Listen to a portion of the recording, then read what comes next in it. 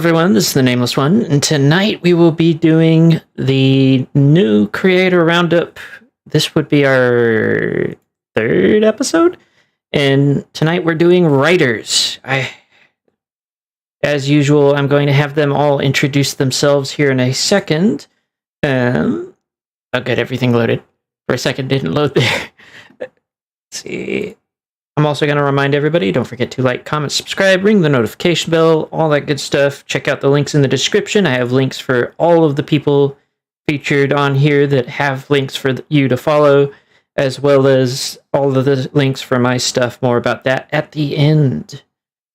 And I think tonight we're going to pick on Venture first. So Venture, you're going to introduce who you are, what's your preferred genre in writing.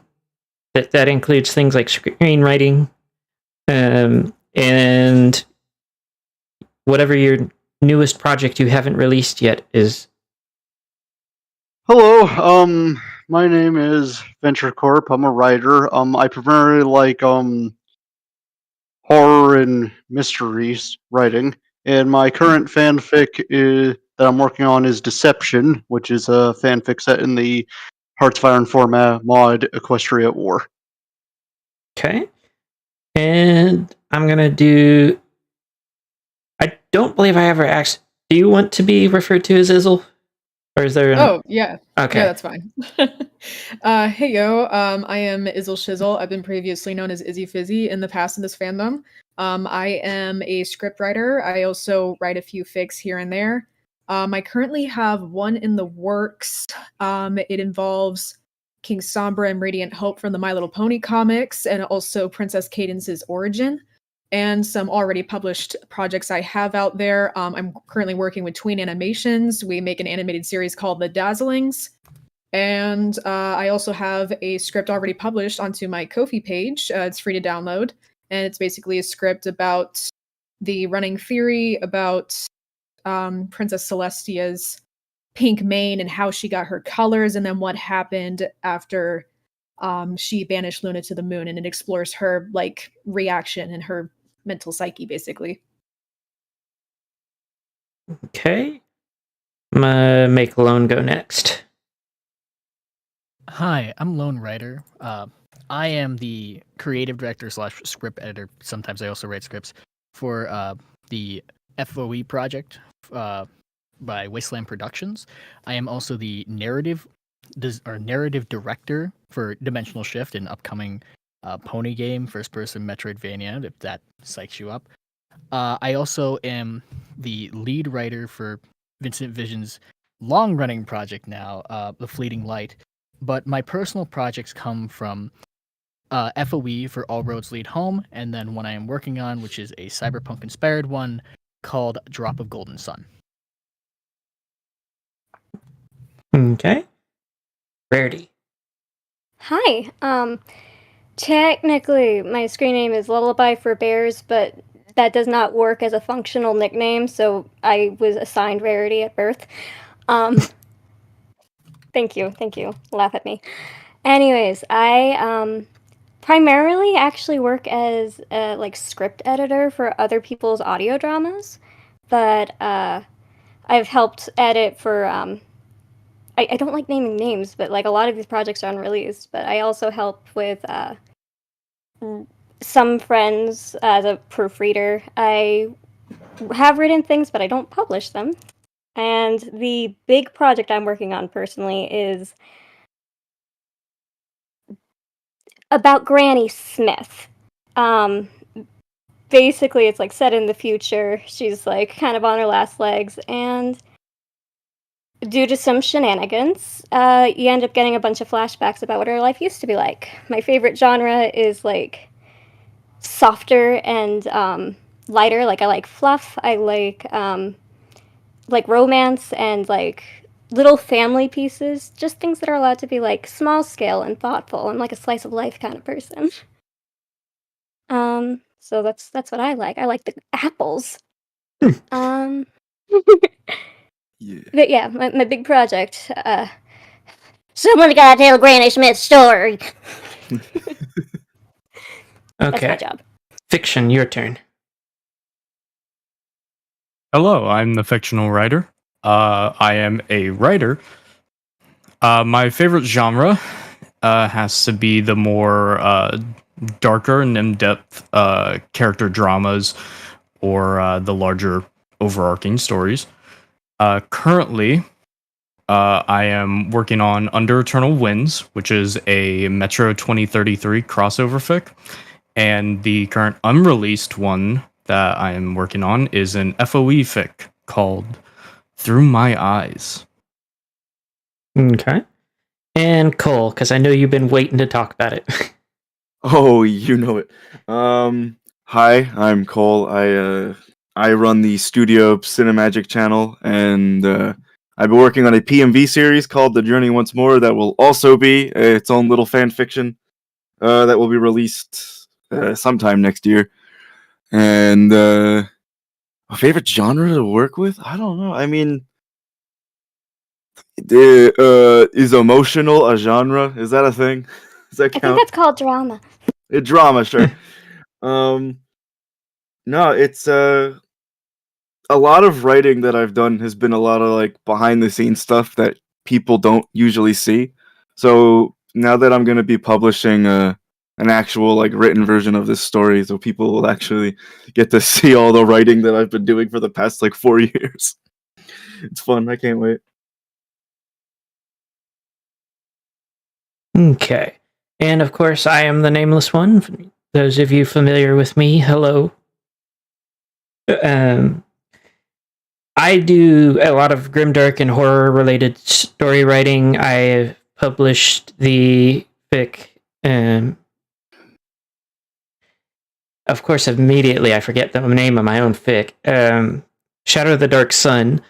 And I am currently working kind of on like a half-joking creepypasta involving my just horrendous luck with cameras.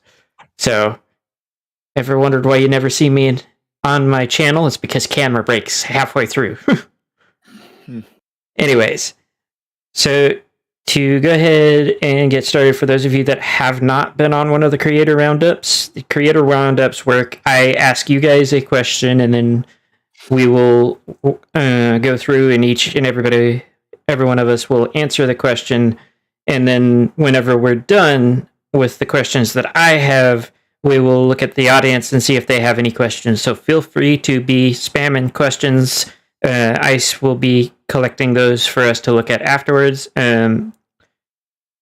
Other than that, let's go ahead and get started. And I feel like this is one that is pretty often asked of people that either are prolific or accomplished writers.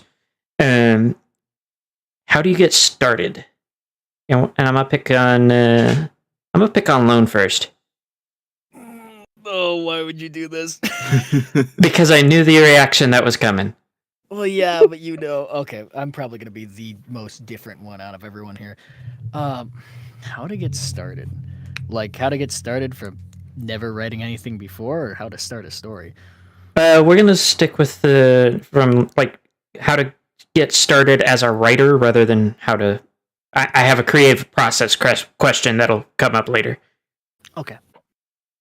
I believe the best way to start as a writer, and I know a few people might object to this, is purely to just consume as much media as possible. Now, it is a double-edged sword because you might learn some bad things with some good things, but it's best to remember that unlike other creative mediums or other jobs, you don't get the luxury of, going on YouTube and looking up some tutorial edit on how to put in this funny little, JavaScript code line into After Effects to make it do something.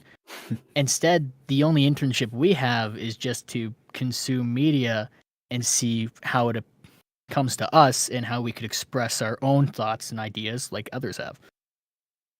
Okay. Is that all you wanted to add? Pretty much. Okay. I'm gonna pick on Cole now. Oh, me? Yeah, you. Everybody gets to answer the question. Oh boy. So it's just like, how do you want to get started as in writing, right? Yeah, as a new writer, what would you suggest that they do to get started, get out there? well, I am a new writer, so I guess I could tell you what I'm doing, and that's just writing from your mind. Trusting yourself. Essentially, I think a lot of times when you're writing, you can like doubt what you're doing because you're like, man, people are gonna judge me, blah. But like, I think just write as genuinely and as honestly as you can until you get something that you enjoy. And I think just trying hard not to doubt yourself, believe in your story, do all those fun things. You got this. Okay. I'm gonna pick on Rarity now. Woohoo. Honestly, for me, getting started as a writer was making friends. Because what ended up happening, at least in my case, is that I was just always good with wording and things like that. And I liked helping people. So my sister needed help writing essays. I helped her write essays. My friends wanted to roleplay. I roleplayed with them. My friends were working on projects. I got in on the projects, and eventually I hit the point where I had characters who live in my head, and because I care about them as characters, I wrote out their stories because they deserve to be heard. It was like a favor. So for me, it's almost like I'm a social writer. So if you find that you have a hard time just feeling like you can get started on your own, consider maybe actually just helping someone else, or just developing such a relationship with your own mind and your own words and your own characters that or the characters from a TV show you'll enjoy, and just tell the stories that you think they want people to know. I don't know, it's maybe a strange answer, but if there are other people wired like me, maybe it'll help. It's the best way for me, at least. I mean, that's the idea behind having different people answer the same question. Yeah. Izzle. All right, so starting out, jeez.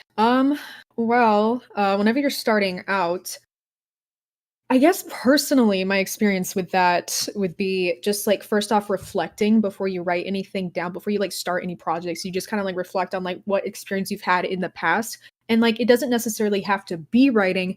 It can be what she mentioned previously, role play. It can be either role play or playing with toys as a kid, playing outside, imagination and all that. And heck, certain videos, if you've seen analytical videos that talk about shows and characters, or what went wrong with the show, what was right with the show. The first channel I can think of right now is Saberspark, if anybody knows him. But yeah, I would say reflection is the first step. And then the next step, if you ever get stuck, just start reading. Honestly, it can even be something as simple as reading Dr. Seuss. I know for me, I was reading Warrior Cats before my imagination just went all over the place. But yeah, as long as you do references and reflections before you start writing, that's the best way to get started. And any tips or tricks, it's if you ever get stuck, just take a step back. Sometimes I even write side stories that I will never publish, just to explore a character, see what they would say, how they would react, how they would feel. And it's always best to write everything you think down, because even though you think that you'll remember something, you're not going to remember it by the time you're going to write that final draft. Trust me. That is a mood. I want to add. Wait, I want to add just one little thing to the writing stuff down. If you were to look at my wall right now, I just have post-it notes of things about my story all over the wall. So it's very true. Definitely do that, because writing it down, even just the act of writing it down, you'll remember that you wrote it, and then you'll be like, haha, I got that. So that's good. Definitely write down little notes whenever you think of something, because you will forget if you don't. Yeah, exactly. I got a whole folder and binders of just sketchbooks filled with writing and ripped up pieces of paper that have small notes saying oh, this character hates lasagna or something like that. Also, don't forget the benefit of voice memos. Oh, when yeah. you can't write. I'm Okay. also going to add on to that. I don't personally take a lot of notes, but I have what I just call my mud sheet. It's not organized. It's just a bunch of words. It is literally the definition of word vomit on a Word doc. That also works. Like as long as it's something that helps you remember it, or if you go by my method, which is if I don't remember it, well, clearly it wasn't that important. But I have some experience. This is actually more of a buddy of mine. He did this where he wrote down something, and when he came back to it, all he had written down was "sexy goblin." So try to give yourself some context. Yeah. Anyways, Venture, have I picked on you yet? I don't think that you have. Okay, then it's your turn, and then we'll do fiction. Well, I'm not sure what else to add to what these people said. Obviously, writing things down is very helpful, but also, okay, it is true that probably the first thing you put out there might not be as good as the later stuff that you make, or might have issues, but I would recommend putting it out there anyway, once you finished it, so you can learn from it. And yes, some feedback is harsh, or isn't worth taking in, but I would say put yourself out there, and then learn and gradually build yourself up to more projects. If that's what I mean, obviously there are some people who have just put out one project and that's it, and sometimes that works. But I think it's good to like test the waters a little bit and put yourself out there. But also what these people said, I don't think you have to meticulously plan out everything in your story beforehand, but I think having a plan is really important, because I've known a few pieces of media where it was obvious they didn't plan beforehand and they suffered for it. So actually, I'm gonna say something to that. That isn't entirely accurate. There are people that can go without much, if any, planning. It's just depends on the type of writer. I think one of them's called the architect, and I forget the term that people use for the other type, where it's just the pantser. I kind of just call it the fuck it, I'll make it up on the way. I call that intuitive writing. Yeah, I'm a little bit hypocritical because there's a bit of me in that as well. I think it also depends on like the type of story you're telling. Like sometimes you have a story that's very like tightly knit, and like everything will come back, and there's a million instances of foreshadowing that you don't realize unless you read it a second time. Like, and there's all that. So it if you're writing more of something that's very like, every instance in this story really mattered, then yeah, planning is going to be important. But if you're writing like a comedy or something that you just kind of want to build off of, then yeah, I don't think planning is going to be as imperative. I mean, Well, sometimes you accidentally end up writing something that only feeds into itself, like because you remember what you already wrote. It's like if you do it right, sometimes you don't need to plan for the world to just come together as you go. Well, I mean, the thing when it comes down to the whole planning versus just fuck it, I'll do it, is fundamentally it's going to come down to an issue of if you plan, the biggest fault, like the biggest trap when you end up just planning everything is that everything might just feel like a slideshow because you're focusing on the plot a lot more. Well, when pantsing, as I like to call it, you focus a lot more on this character and these emotions, but sometimes it gets a little wishy-washy. Honestly, there's no real way of just being like, oh, well, if you're writing like a long-standing series and you're gonna, have all these plot twists and plan it, you should plan it kind of thing. I mean, I haven't for a lot of mine, and sometimes I just look and I go, I'm surprised that came up. You know what?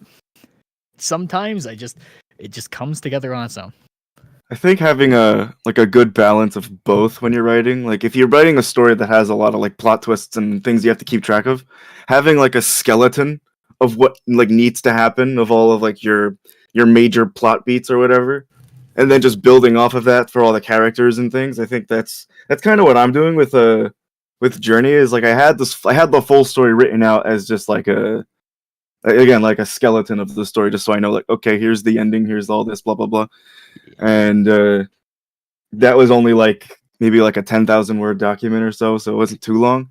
And then the full story where actually there's all of the beats and things that are, moments, the actual moments and things that build the characters and the setting and all of that. That's kind of off the not necessarily off the cuff, but it's just me thinking of things that again, all of these notes that I have all over my wall, and be pointing, going, okay, that's going here, and all that. So Yeah, before I- we get too distracted, I'm gonna let Fiction speak because he didn't get to give his input before we ran off on that tangent. Speak, my boy. Pretty much everything I was going to say had been said. Read, take in some media. If you're watching a show and you don't like how a certain character is done, just start writing how you think it should be done, and boom, there you go. You have your own fic. Yeah, and I'm also going to be answering these questions because I fall into this category as well. But yeah, reading is one of the most important things to learning how to write well, especially like read things that are both well written and poorly written, because like then you know what not to do and what to do. And I've always enjoyed reading the classics and a lot of fantasy stuff, but like every so often it's good to jump out of that comfort zone and go read poetry or something. Edgar Allan Poe is awesome. Yes, love Edgar Allan Poe. I Ah. had a love affair when I was in 4th grade. I see we're a little sad here, aren't we? Maybe just a bit. Anyways, for the next question, this one's going to be fun, and probably going to apply more to some of the more experienced writers. But what is your biggest regret in some of your projects that you've done? Now, I'll start with Lone. Bruh. Biggest regret. It could be an entire project on its own, or a particular character arc, or it doesn't matter. Oh boy, this is gonna sound extremely either pretentious or people are gonna be like, yeah, I kind of know what that means. All right. I would say my biggest mistake is, well, it's kind of twofold. And I'm gonna have to put a lot of context behind this. It's listening to people. It's kind of a weird dichotomy when you write stories or just tell stories in general, whether it be novels or film or any other medium. You have the weird dichotomy of you are writing for yourself, but you are also writing it to present to someone else, because why else would you tell a story if not to express your emotions to someone? Because if you're so secure about yourself, you kind of wouldn't write unless it's just entertainment. And so I had a few stories that were purely driven by some other people's thoughts on it.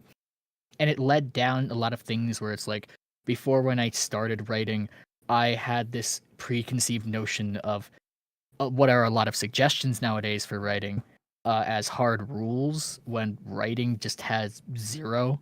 We're basically in a sandbox and we don't even have tools. So it's a little daunting, but I would say my biggest regret is just not trusting myself with my own ability. Okay. Let's see if Cole has anything. Well, I guess for me, it's just not starting sooner than I did, since I'm so new to it. I feel like,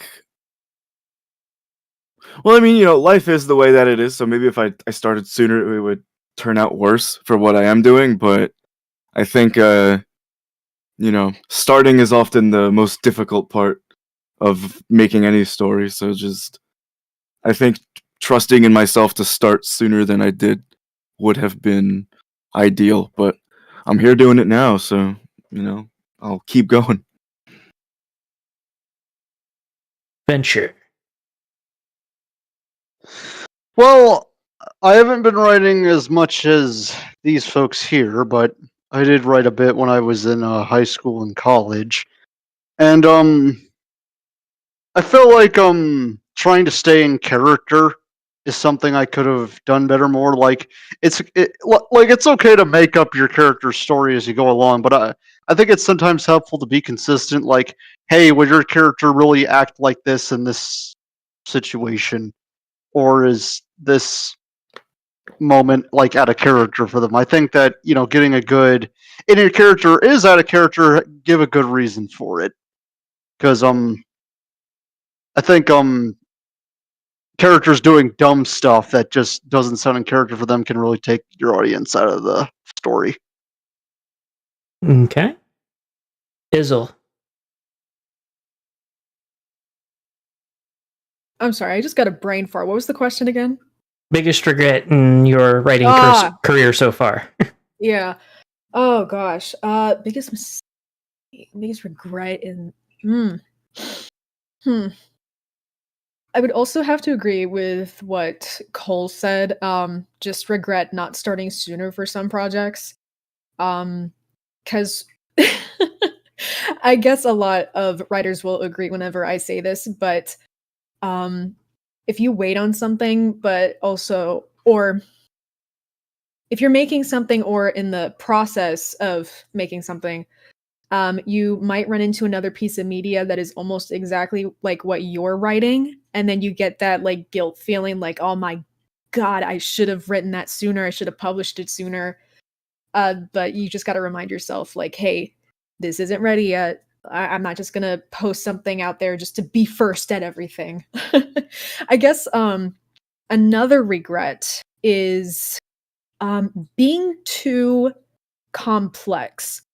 I went to a few film classes, both high school and in college, and as a scriptwriter, I was always like designated to be the scriptwriter, of course, but I had a very hard time making things simple and also easily digestible because I'm a sucker for complex storylines. Like you kind of have to like think about what people are saying and how they react in like shows or movies in order to understand what's going on, like mystery movies and whatever. So yeah, that's a big regret for me because I lost a lot of awards trying to be too complex or too edgy, too deep. And I got to teach myself to like take a step back and like, there's no harm in being simplistic, but sometimes you have to like know your audience to see whether they want simplicity or if they want complexity. Too edgy, you say, and as half of the people here just go, "Oh God." I'm the only one who isn't edgy. I'm the only one who's calling me soft. out. Dog, I don't write anything edgy. You write edgy shit. Lone, take Bro. that back right now. Bro, Likely story. Right. Just because my character cries and then says something that's a poem, they're like, damn, he's so edgy. Oh my god. Lone, you're 14 and this is steep. Okay, I wasn't ready for that one, Fiction. Anyways, Rarity. Listen here, Edgar Allan Poe. Honestly, I like look back at some of my earliest writing, and aside Yes. from like typos and stuff, and I don't mind it actually. I think for like when I was like 13, 14, it's surprisingly okay. My big regret is honestly not taking care of myself so I could do more of it. Like I very badly neglected my health. And as a result, there's so many stories that are still living in my head that I have like IOUs on because I need the energy to go through with like taking care of them. So for me, it's literally just not getting a handle on the fact I've had an undiagnosed like chronic illness since I was 6 and only just now going to doctors about it. Like I wish I'd taken better care of myself so that my characters could be a place where people can find them right now instead of sitting there waiting for me to feel better, well enough to take care of them. Okay. Also, Loki, want to piggyback off of that real quick.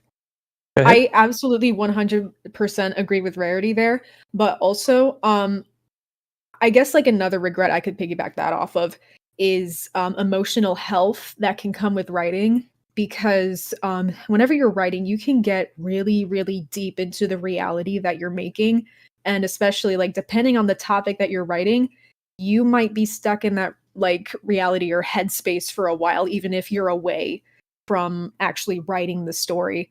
And that is like a big major balance, because if you're writing something that's like really intense, you might easily burn yourself out. So burnout is also like a huge regret. You got to find like a good balance to doing that. But that's just like a general thing besides writing. Like this can happen with like video editing, audio editing, voice acting, writing, whatever, etc., etc. Burnout, the plague of all creators. Yup. In fiction. Not keeping my older works. I deleted a lot of my older works that I post onto Film Fiction, like back when I joined the site in December of 2015, when I was 15. Now I am kind of regretting that I'm not able to go and look on like my older work and being like, oh, there's like, where I could have improved, or this is the kind of space I was in when I was younger. And now I don't really have much to like look back on. Okay. I'm pretty sure we covered everybody else, so I'm going to answer it now. I think one of my biggest regrets is actually the opposite of loans, because I had the issue where I had a bunch of people telling me that you're really good at writing, you need to actually do something with that, and I'm just over here like, they're just gassing me up. I really wish I had started sooner, but I was so like, I had been writing for a while, but I'd never been actually trying to publish anything or had any thoughts of that. It was just more of a hobby and a pipe dream to me. And then, like, it took a college professor going, you have a talent, for me to go, wait a minute. So maybe they weren't just gassing me up for years? So, yeah.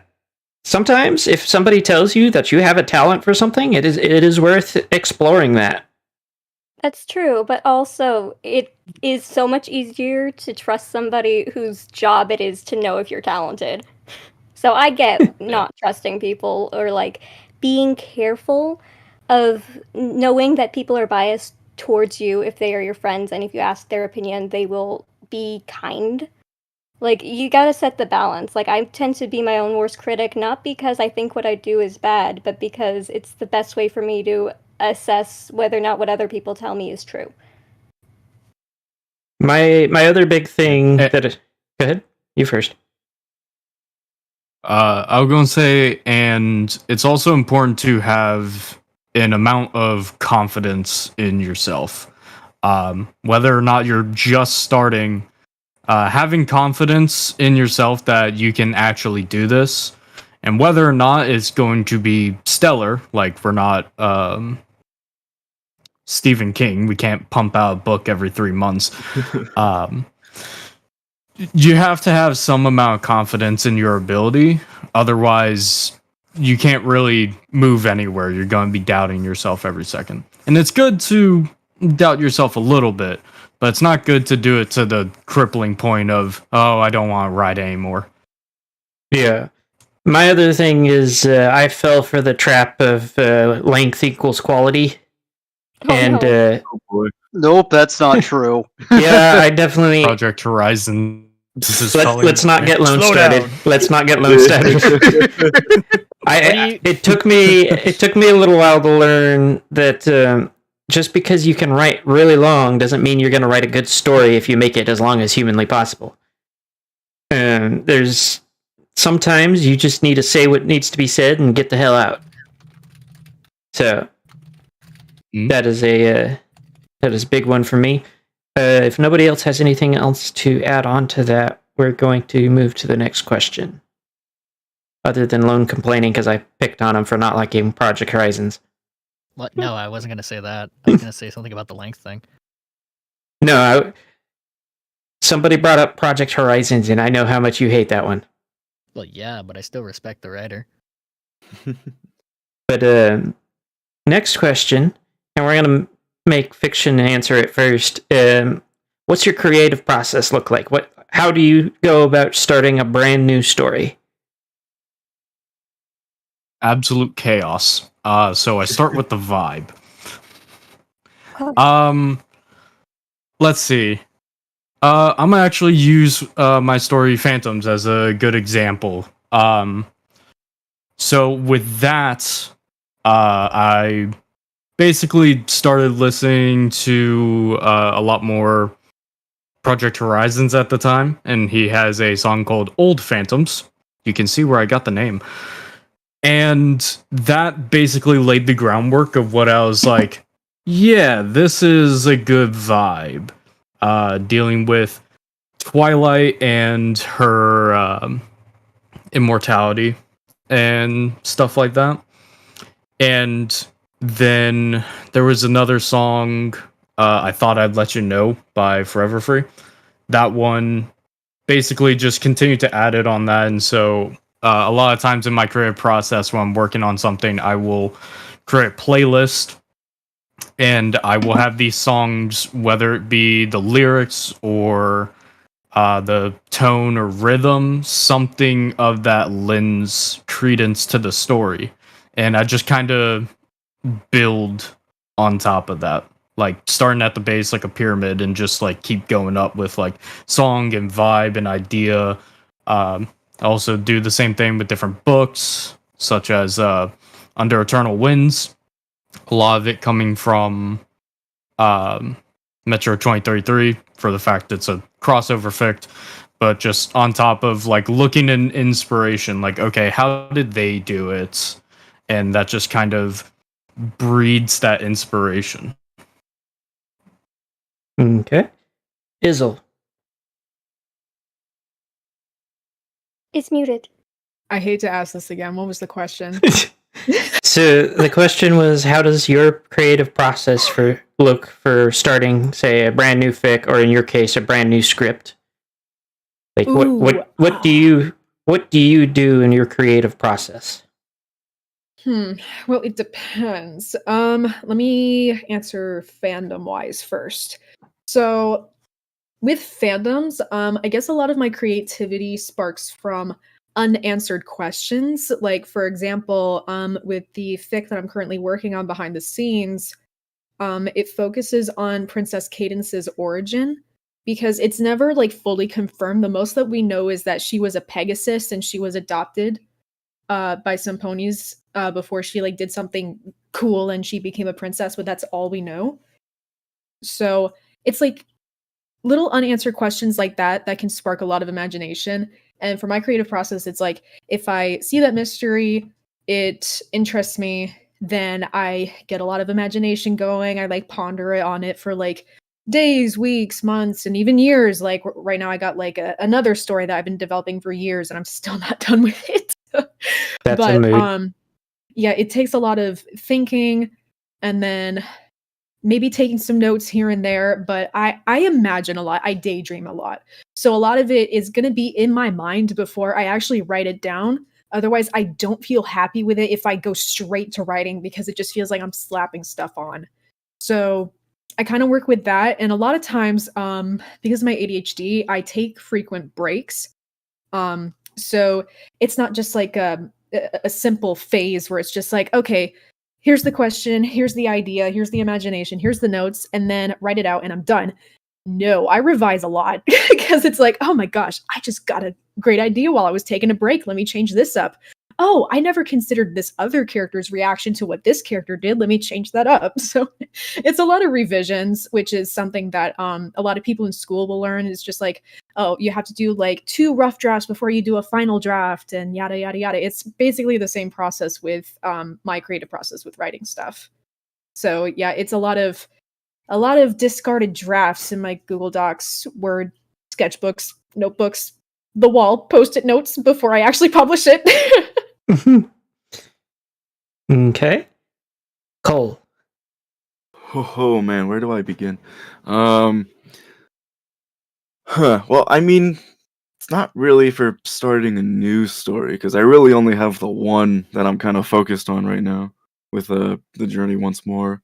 Well, how did you start that one?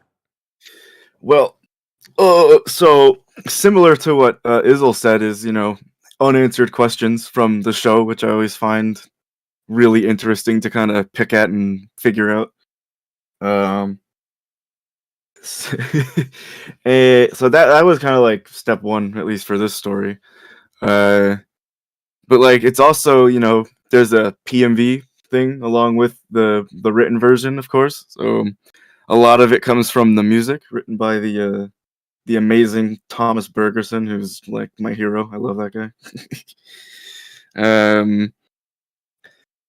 Oh man, it's all over the place just because there's so much involved with writing a story. And I feel like all of us could agree on that. Like So like the Yeah, it creative depends on the process. story. It does depend on the story, yeah. But like for this one specifically, a lot of it is me just listening to the music like over and over and over and over again and seeing what comes to mind and then, you know, thinking about the show and what that canon is and how I can make my own kind of lore surrounding it that fits within the show's universe but also is its own thing. And you know, oh man, but like for writing, like specifically for the writing part, like I said, it's a lot of jotting down notes and story details that I want to include. And you know, things change all the time, so it's, you know, you think, oh wait, no, this will be better, blah blah blah, I gotta go back and rewrite this because this will set up this. And then my creative process is convoluted. I think that's how I would put it. And then you ultimately end up with a final product that that is the years long result of this convolution. And hopefully it comes together. that's what you gotta think, right? I mean, maybe it'll get there eventually. Yeah, it's so hard to describe because I know it in my head. Like putting it into, ironically, putting my creative process into words is like, wait a minute. That's understandable. You're not the first one that I've asked that question that are just like, Because it's like, I know it in my head, and I know what I do to make all the things happen, to make the magic happen. But like trying sometimes to it's explain it to somebody, sometimes like you it's sound like a, just hard to explain. yeah, you sound like a crazy person. Because like you know, Izzle mentioned ADHD, but I have a big time OCD, which means like I can focus on something, whether it's video editing or writing or animating, whatever. I can focus on something for like way too long, like to a fault, to an unhealthy fault. So there will be days where I realize I start writing for this story, and like more than 24 hours will pass, and I haven't eaten anything. I haven't like moved, like, and someone will come in, like one of my parents will walk into my room and be like, "You good?" And I'm just like, "Yeah, I need to eat something." So I mean, like, you know, I think you assess who you are as a person, whatever, you know, if you have any of the neurodivergencies, as you know, I think many of us in this fandom do, and that's perfectly fine. And you think, okay, here's what my capabilities are thanks to the life I've been dealt. How will I deal with this, and how will I be a writer or an animator or whatever? And yeah, I think the creative process is also just a lot of looking within on at who you are. Like, okay, can I handle this, and assessing that too. So it's an involved thing, people, if you're going to be a writer or whatever. So keep that in mind. Okay. Rarity. Okay. I have like a multi-pronged thing since I'm also an editor. Yeah.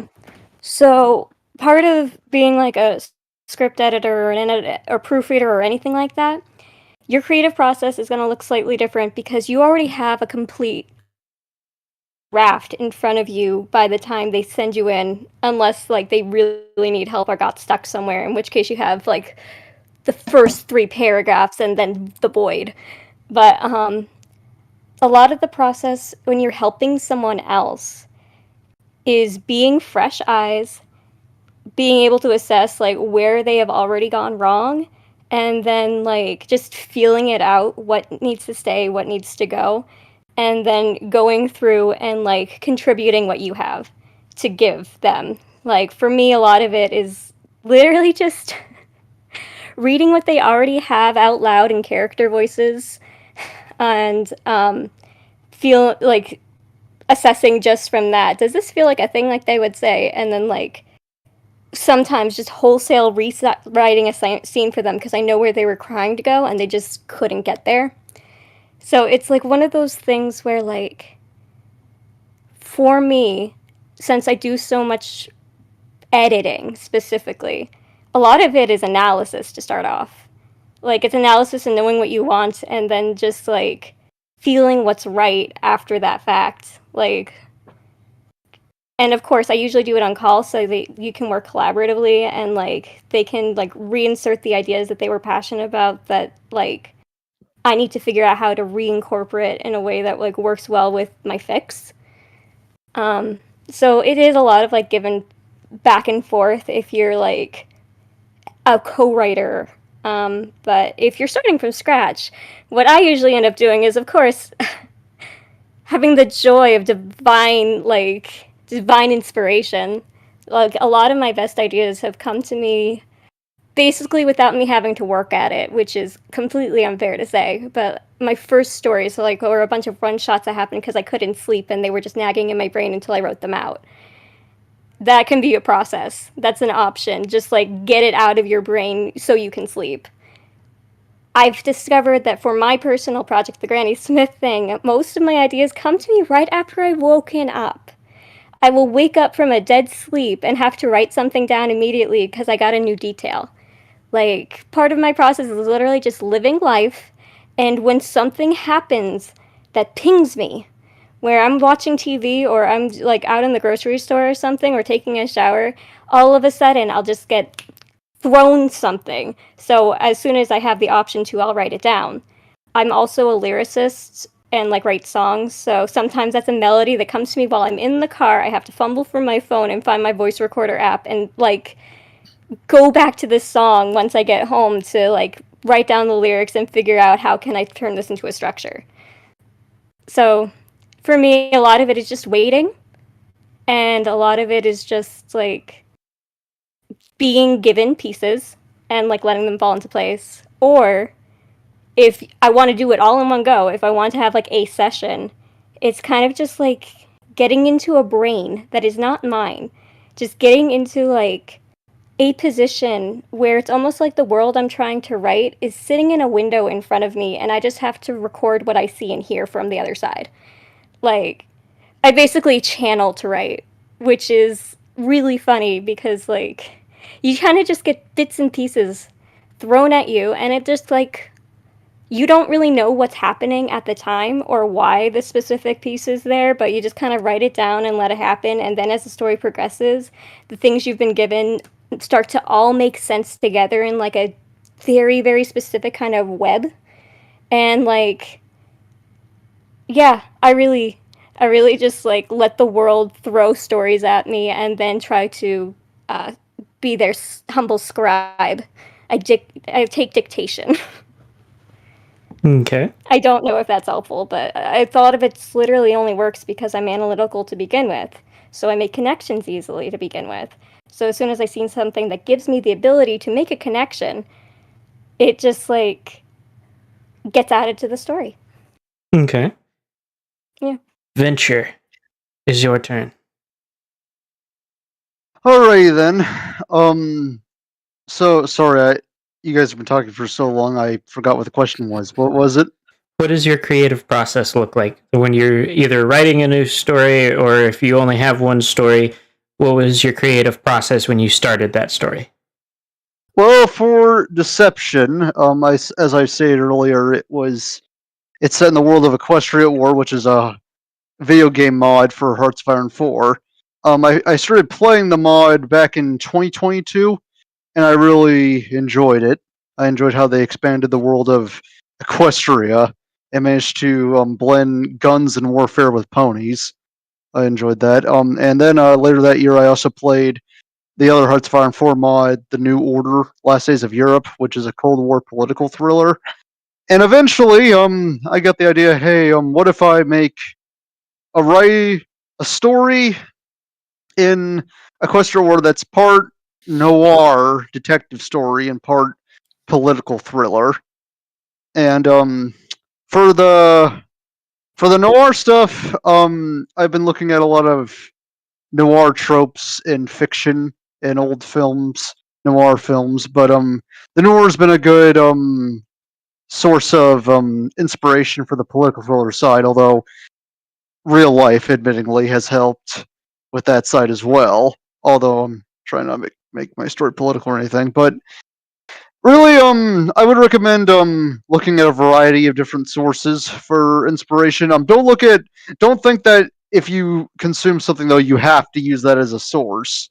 It's fine to look at something and not get inspired by it, but they come from a variety of places, and I take notes from my sources, and I usually blend them together to create something original while also connected. It can be an arduous process. Very rarely is a story do you get a complete story completely thought out or written overnight. It takes time. And there are some times where I'm like, I'm not sure where to go. But the next day, I'm like, ooh, I think that I should take notes on this, or I'm inspired by this, or I want the story to go in this direction. Okay. And Lone. Did I get to you already or not? Not yet. What was the Okay. question again? Your creative process. If you are starting a new story, what do you do? Oh boy. How do I say this in the most non-crackhead way? Because every other person sounds normal, where they're like, "Yeah, I do a bunch of drafts and I get the vibe." You thought I sounded normal? Do you want to hear what my creative process is? Okay. Now, That's yes. literally the question. Yeah, I know. No, I know. So, okay. A lot of the writing I do is either I'm sitting watching some sort of media or reading some sort of media or anything, whether it be comic books or something, and then it hits me like a sledgehammer. Then immediately I go, yeah, I know a song or aka musical that could probably sign to this. An hour later, 80 songs into a playlist, looks at a sheet of paper, and I go, yeah, I'm about to look like a crack addict. I either write it out completely or give the worst notes you've ever seen that look like I just wrote like random words like orange, chair, and the letter 7 or something. Because, I don't know, my creative process is really weird, and I've yet to have someone who's directly been similar to me, because I don't do drafts, which probably makes a few writers cringe. I mean, I just told you, I just let it out in inspiration burst, so I get it. Yeah, but I mean, it's like I don't do drafts at all. I think I've done one draft for one chapter of my story, and that was because genuinely the chapter was really, really bad. And so I had to rewrite everything. But it also might have to do with the fact how, and I do not suggest this to anyone, you will be exhausted by the end of it. When I write, I edit at the same time.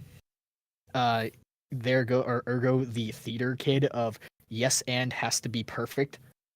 Yikes. And so it keeps piling in, and so eventually my editors that edit for me, most of the time they're there to fix my grammar and my spelling, because I'm borderline illiterate when it comes to spelling. So that's what they're for. I'm there to wax about poetry or something. So I honestly would give most of the creative process to my editors more than anything else. As soon as I finish a chapter, I have to have someone else proofread it for grammar mistakes because my spelling is awful. And that's I don't know my what it job. is. That's why I'm here. This is why I'm part of everybody's process. You all hear that, writers? We give editors a reason to exist. Be There you bad go. at spelling. Yep, Come we on. do. Yeah. I just gotta say it, Venture. You also overuse semicolons a lot. I you do. know what, It's unfortunate. I need to stop. I need know to what, use I, more sentence structure. Well, for this story I'm writing specifically, and I know I overuse it, is the 3 dots to like indicate a pause. Oh, the ellipsis. Ellipses. Yeah. Ellipses. That's the name for it? I use that all the time. Like, I don't know. Because it's like, I have like, because my story, it's written in like first person and stuff, so I have like this, like, okay, so here's how the character is thinking it in their head. So I'm thinking it from like a perspective of like, oh, their voice is really saying this. So it's like, Well, for when dialogue, you're thinking. like dialogue, it's actually a very good thing to use it, even if it's dialogue that is more of a monologue in a character's head. It's when you start randomly using it in a sentence that is like just telling somebody about something. No, it's Man, it's just indicating that, hey, usually when we speak, we don't speak completely fluently, so sometimes you trip up and you start your sentence over again. Stuff like that. Don't speak in complete I've sentences. found. Sorry. No, go ahead. Oh, I found that, like, as a person who edits, you see a lot of different people's initial drafts and their weird grammar quirks. I've known people who will consistently just, like, capitalize things that don't need to be capitalized. Or a lot of people, especially it seems younger writers, will be too formal, where they always say she is when it's way more natural to say she's, especially in dialogue. I have one person who has a very specific comma and period system where they use like the amount of commas to indicate the length of the pause instead of just using a period or something. It's like I've had to talk to people about like, okay, I have never read this person's work, but that hurt my soul. Yeah, well, I mean, everybody's different. Everybody has their own weird quirks, and I've helped a lot of writers who are much younger, like in high school. Some of them were like as young as middle school. Like, I don't care. I'm here to help. So, like, when I work with them, it's a lot of revisions just on grammar and, like, sentence structure. Like, reading things out loud to make sure things make sense is more necessary. Versus some of my friends who are, like, closer to my age, I look at their script, and it's like, I have to change, like, a comma here and there. There's a weird word choice that's a little funky, but it's so refreshing. My writing is just weird in general. Like, I already know, like... I'm going to quote something that my good friend Reminiscent Violet said, who has read the first act of The Journey once more, said, "This is written like nothing I've ever read." and I can't wait for people to like publicly like get to see it, because it's strange. It's just so like there's some stories that have done this a little bit, but mine like depends on it. Is The Journey once more is written in multiple different fonts to represent different characters' internal thoughts. And I know that's been done before, but definitely not to the extent that I'm doing it. And also, another big thing that I do when I'm writing, because it's all in first person, is if a character is just kind of having like sporadic thoughts, I'll, instead of writing it like in a paragraph format, I'll just write it line by line by line by line by line, to kind of like separate how, like, you know, like, oh, you're thinking and you think this and then this and then this and da da da da da. I think it makes more sense if you actually read it than describing it, but I mean, it also makes it like kind of aesthetically pleasing to look at, because you kind of have these breaks between like blocks of text, and you're like, oh, stanzas. Yeah. I think that writing is really interesting as a visual medium, just because you can absolutely just alter the way people perceive your work by formatting it in such a way that it changes the vibe. It's very fun. I love when people experiment with that. There's a lot of that in general. I'm actually gonna jump in for that. Go ahead. No. I'm gonna let Bloom talk. I probably should have said this, but now that you brought it up directly. So, I know a few people were just like, man, if you use too many ellipses, you're gonna give me a heart attack kind of feel. I was over here, like, twiddling my thumbs going, oh god, Nameless, when you have to read my fic, you're gonna have an aneurysm. So I love that type of playful poetry with just what is considered good grammar or good formatting. Organic fiction, as it's referred to, or at least nowadays, where it's not essentially direct or it plays by normal rules. And that is a majority of what I end up liking to write. If anyone wants like the big inspiration, which is a lot easier to point out, think of House of Leaves, or if you never heard of House of Leaves, think of any choose your own adventure book that's ergodic fiction. But to me at least, I think a lot of people should just realize that even formatting or just complete sentences are great. But suddenly remembering that a majority of storytelling comes from an oral tradition of just being, you know, at a campfire telling someone a tale is really important to remember for developing something like character voice. And it honestly makes the story stand out more than formally writing everything in like complete grammatic sentences or likewise. And I'm also going to pick on fiction because fiction does the formatting stuff where you have things happening in between lines, and it's actually really interesting if you do it well. which, in my opinion, he does do very well. Oh, I would like to make a point. Thank you. Because there are different forms of writing. For script writing in particular, try to avoid playing with things like that. Literally, just because every person in your cast who has to voice a thing needs to be able to clearly understand what they're doing. Well, Like, script you gotta be writing. careful. Script Like, writing it's more technical. Yeah, I was about It to say, is, but it is a form of writing, and it's like one of those things where you can have your own little styles. You can like have highlighting patterns. You can like decide whether you want like your stage directions to be something you keep separate at all times from your voice directions, or if you want like notes about tone and things to be included with your voice like notes, or if like things like that. There's absolutely room for there to be formatting differences and like styles, but there is also just some things that just don't switch over mediums. Is all I wanted to say. I agree That's with that. fair. But what Nameless is probably trying to say, and what I agree with also, since I do a lot of screenplay writing, is the only reason for that formatting to exist is, like you said, the realization that you're not the only crackhead looking at the paper. So formatting is not going to be deciphered by your reader. Formatting is going to be deciphered by your co-director, by the actors who have to look for very specific things, or by the stagehands who have to look for very specific lines, or if it's, more film traditionally, by the architects that have to be like, okay, this is outside, we need this, or the lighting, etc. Like, the formatting exists to make it easier to parse information for other people. Yeah. Scripting is technical. Like novel style writing, you can do whatever. Okay. So here's the moment where I go and have to remember my own question. Creative process, that's what it was. Okay, yeah. So I'm going to answer it now since everybody else has had their chance to answer. Mine is not that different from Fiction and Loans, actually.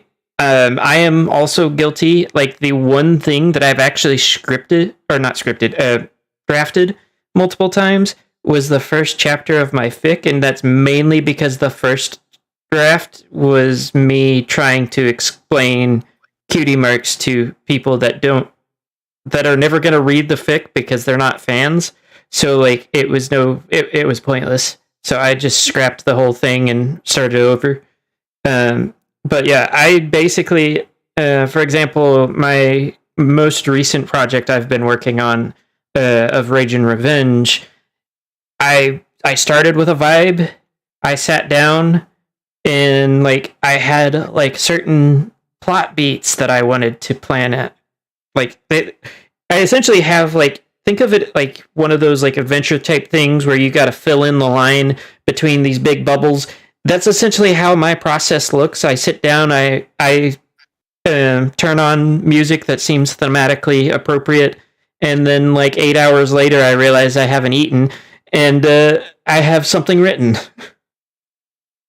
So, yeah, my creative process is not exactly an easy one to follow for beginner writers either, because I've realized that if I start doing the architect world building stuff, I get too into the world building to the point where I will have my very first thing I ever writ was all handwritten because I was still a kid at the time. My mom specifically insisted that we use pencil and paper.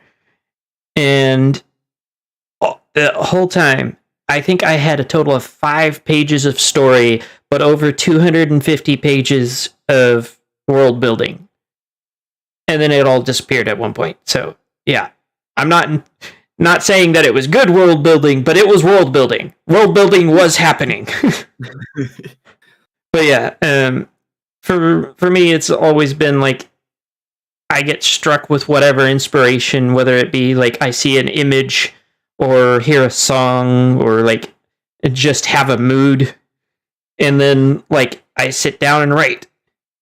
Of course, for me, the hardest part is always the actually sitting down and writing, because I get what I call the I don't wannas, which they're easier to get over when you have somebody on the other side expecting something from you, which is fair. It makes it easier Why to do. roleplay help? What's that? Like as like a starting tool for stuff like that. That's part of why roleplay helps. Like I enjoy having a co-writer for exactly that reason. There's always someone who needs you to contribute, and like you don't have to do all the work either because they're doing half of it. So it's kind of like there's a social element of I just want someone to like not have to wait on me here. I'll do a little bit. Yeah. Oh yeah, absolutely. I basically call my editor my co-writer too because I will send something over to her, and then the next time I look at it, there will be like well over 200 comments and edits, whole ass paragraphs added and everything. And I just sit there like, dang, nice. And then we'll go and do a role play on the same story that we're writing together effectively. Dog, I feel that so much. I send something to my editors, it comes back, and it's like all I just see is 99 or like 999 plus, and I'm like, how do you comment that much? Keep in mind, half of it's like memes and comments because I write like some weird statement that they find really funny or something, and then they make fun of me. And then there's like the slew of you forgot a comma, you forgot a comma, you forgot a comma, you forgot a comma, you forgot a comma. See, Oh, definitely. I always go back over and reread my stuff before I send it to anybody because I have a tendency where my typing cannot keep up with my brain, and I will skip Same. entire sentences. Same. There was one point that I was supposed to write dialogue, and I went back to read over it and realized that I had thought about the dialogue but never actually wrote it. So Mine is almost the reverse, where it's like, all my friends know this. I am a comedically slow typer because I never learned how to type with two hands. I'm the one hand guy looking at the keyboard. That's me. Because I don't know, I'm like so OCD that like having to control both of my hands at the same time is impossible. So I'm just one-handing it, just like type, whatever. Where it's more like my brain is moving so fast with what I want to write, but because I'm only like typing in, letter. I forget, like, wait, what sentence what am I on right now? So I have to go back, reread, and be like, okay, that's where I am. And then I'm like, wait, what did I want to say next? I forgot. And so that's another big part why I take so many notes. funnily enough for me, that I partially solved, like I still do it sometimes, but I partially solved that problem by actually moving to writing on mobile. Because it also gives me the ability to just sit anywhere. And if I get struck with inspiration and I have the time and ability to, I could just sit down and start typing. The big problem with specifically Journey is because of the formatting of it, writing it on mobile would be difficult. Yeah, that does definitely. Sometimes God. mobile will not carry over formatting. How to trigger every single person in this voice call right now. Everything I have written has been mobile except for the things where I play with formatting. What? And that, Oh, I had another thought, Yikes. like about process stuff. I like to, before I publish something, sit on it. Don't publish it right away. I like to like let it like sit somewhere for like a month, then Yeah. revisit it just to see if I still like it. And if I still like it, then I'll show my friends. But I found that I do that sometimes, and I'll like look back at something and I'll have forgotten everything I wrote, but it's so good. It's like I didn't write it. It's like I'm like actually invested in a story that I didn't know existed. It's really funny. But when that happens, that means, okay, I've done something right. I can show this to people now. I wholeheartedly agree with that. I do the same thing with my PMVs. Just like, and yeah, it'll be the same for Journey too, where I will finish something. Really, just for big projects. If it's like a stupid like shit post or something, I'll just post it. But that's a different story. But for any like major project, whether it's a writing, an animation, a PMV, whatever, it is a fantastic idea to just sit on it. Make sure you still like it. Pass it around to some peer reviewers. Make sure they like it. Get their criticisms. Get their positive thoughts on it. Yeah, it helps a lot. Yeah, I've done that if it as turns out well. you're just like missing something, you can add it then. Like it's that easy. You don't usually have to change that much if like the initial concept is good enough. Mhm. Like usually at that point it's just like, oh, I made a really dumb typo. I didn't notice it the first time. Yeah. Or like, ooh, this doesn't quite work with what I have here, we can just really quickly fix that. Or since you last looked at it, you've had a new idea for the character, and you just like find opportunities in the script, like, oh, or the piece of writing that's like, oh, I can actually just add a little something there. It gives their character a little bit better. Like part of how I like to write my personal projects, like that's in a script form, is my friend and I have just been talking about the new characters, like the original characters, and just chilling with them for a while and getting to know them and like basically waiting until they've hit the point of these people would be our friends if we knew them.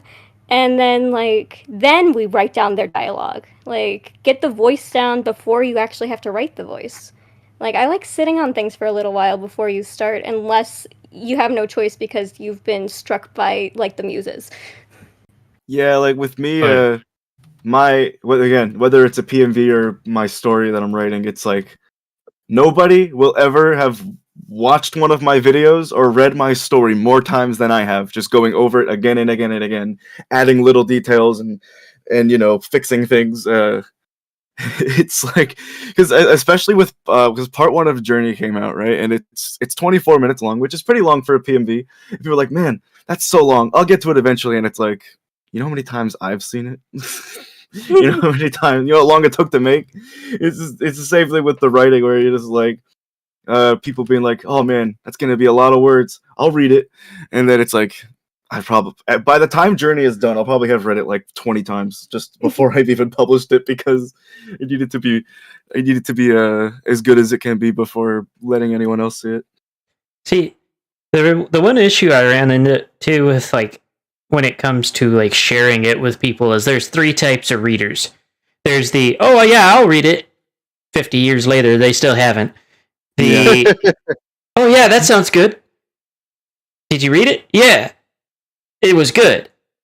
Okay, can you give me more opinion than that? It was good. Yeah, I liked it. Yeah, I liked it, And then there's the ones that I actually like that are just like, oh yeah, I liked it, but this.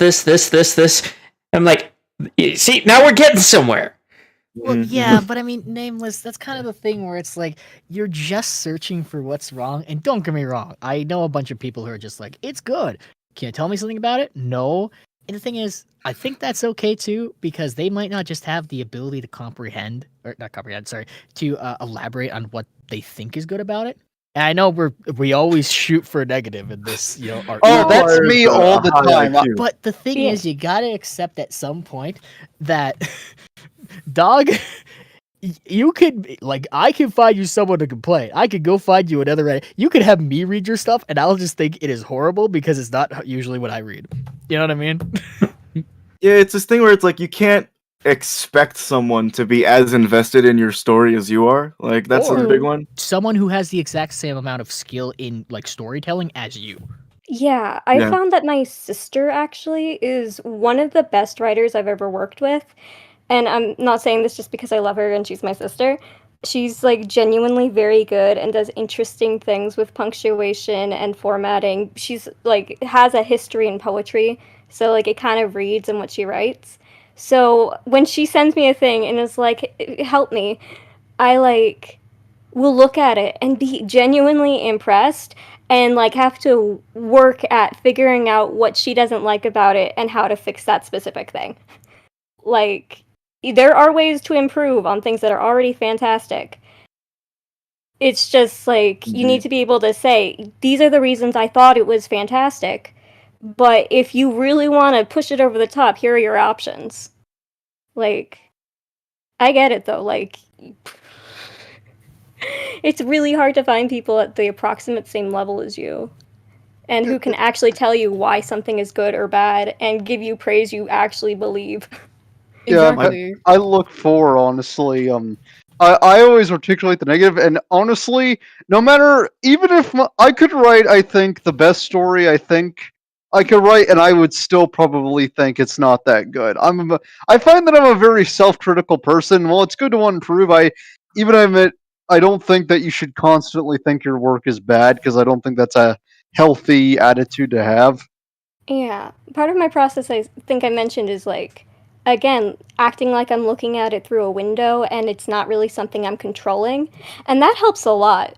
That helps you like take the good and the bad that happens in your writing and almost like remove moral value from yourself. Like you weren't good or bad. You like this decision was something that you certainly were like made. It came out of your brain somehow, but like things happen that like are maybe more or less convenient than others, or that will have more like narrative value than others, and it is okay, especially like while you're in the editing stages, to look at it and like not think that it's like perfect, but that it's something that makes sense and feels right for what you were writing, if that makes sense. Like it doesn't always, nothing has to be perfect. It just has to be what it would naturally be for me personally.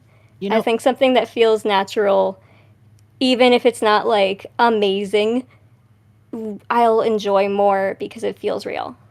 Yeah, like it's You know, made by a person and not by Not by AI. a writing algorithm. Yes. Not You like know- a this is how you write. Like Let's let Lone speak. I'm gonna shoot something in there for like some people that might be watching or like listening later, for when it's like, okay, well, if we can't always, like search for criticism or always just accept what people like, where do we find this medium? And I really do believe it comes down to, you got to remember that you are writing this story. It is fundamentally your story. If someone does give you a suggestion or an edit, it is because based on their perspective of it, and this is where all fun literary theory comes in, Ooh. that's how they believe the story should be told. But keep in mind, there are some times where you get an edit and you 100% can say no to it and turn it down because it doesn't express the story the way you want it to. Yeah, and and if that specific edit was over something you were insecure about from like to begin with, it's also okay to like, if you can't access what it is you need to make that feel right, bounce it off of that person who gave you the suggestion until you guys work out what's going to work. I mean, there's so many times where one of my editors would, or actually both of them a lot, pause, they read a paragraph, they finish, or they get to the ending, and they go, that feels really awkward. And I go, that's the point. Like, literally, it's written awkwardly because it's first person, and it's also supposed to express awkwardness in my readers. It doesn't feel right. And that was the point. And they're just like, well, in that case, it's fine. I think, like, as an editor, part of the point is that it's partially your story because you're helping so much, but at the end of the day, it's the original author's, like, message that you need to make sure is getting across. And if they feel that it's working, or if something's awkward, they say it's supposed to be, then you keep it. Like, you're supposed to be helping, not rewriting the story to make it yours. Exactly. The job of the editor is to help assist the writer in getting what their voice is, what their idea is, out to people. Not to just override it and be like, so what anyway? Yeah, Yeah, like I exactly. do a lot of rewrites literally just because my writers trust me and they like what I do in the end better than what they had originally had. But if there are things that I did that like ultimately they say, ooh, you know what, this isn't exactly it, then we rework it, or they can just like edit over my edit. Like that's fine. It's their story. I know Yeah, I've somebody been, that like- needs to learn the "it's your story" part. She's Yeah, probably well- still in the audience. Well, that's why I'm here. I'm literally here because I thought that like it would be important to have someone who specifically does a lot of editing to also be included in the discussion, just because like it can be a collaborative process, and when you're an editor, your job is to collaborate, not be the like sole name behind it. The will of Anyways. God. Yeah, I mentioned was I'm a this- social writer. That's why I'm an editor. Hold on. What were you gonna say, Izzle? Oh, thank you. I was gonna like agree with like being on like both ends, like being given permission to take the reins, and also like being an editor, but also being a collaborator. It's you have to like. How do I word this? It is extremely important and fundamental to understand your position, and also I don't want to say hierarchy, but like you have to understand ultimately in the end who is in charge of the project. Like Yeah, you need to for remove your ego. Sorry. yeah, exactly. As a writer, especially if you're working with other people, you need to be like respectful. Like you cannot be like the rude chefs in Hell's Kitchen. Like no, you got to show some motherfucking respect. But yeah, for I have a few examples. Whenever I started off script writing, I did not start off script writing in the My Little Pony fandom. Surprisingly, I started off doing it in Casting Call Club, and there was this one project in particular, and I'm not going to name names. Like this is all in the past and whatever.